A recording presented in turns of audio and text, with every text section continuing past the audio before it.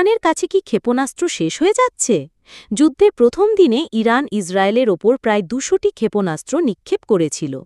কিন্তু দ্বিতীয় দিনে এই সংখ্যা কমে ১০০-তে এসে দাঁড়ায়। তৃতীয় দিনে মাত্র ৫০টি ক্ষেপণাস্ত্র ছোড়া হয়েছিল এবং চতুর্থ দিনে এই সংখ্যা কমে মাত্র ২০-তে এসে পৌঁছায়।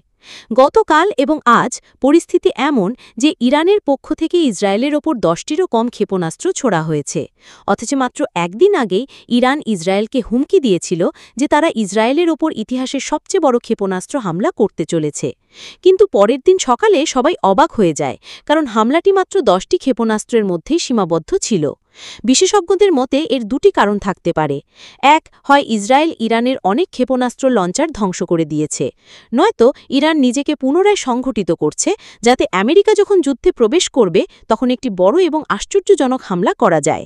আসলে ইরান হয়তো এই বিষয়টি সঠিকভাবে বুঝতে পারেনি যে তারা ইসরায়েলের দিকে যে ক্ষেপণাস্ত্রই পাঠাক না কেন সেগুলোকে আমেরিকার স্যাটেলাইট সিস্টেম দিয়ে ক্রমাগত ট্র্যাক করা হচ্ছে।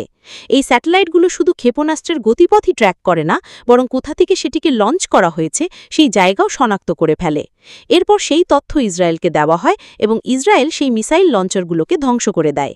এখন পর্যন্ত পাওয়া তথ্য অনুযায়ী ইরান তার প্রায় ৩৫-৪০% মিসাইল লঞ্চার হারিয়েছে। এই কারণেই বিশেষজ্ঞরা বলছেন যে ইরানের কাছে ৩,০০০ বা ৪,০০০ ক্ষেপণাস্ত্র থাকলেও যদি সেগুলো উৎক্ষেপণই করা না যায় তবে সেগুলো থাকা অর্থহীন।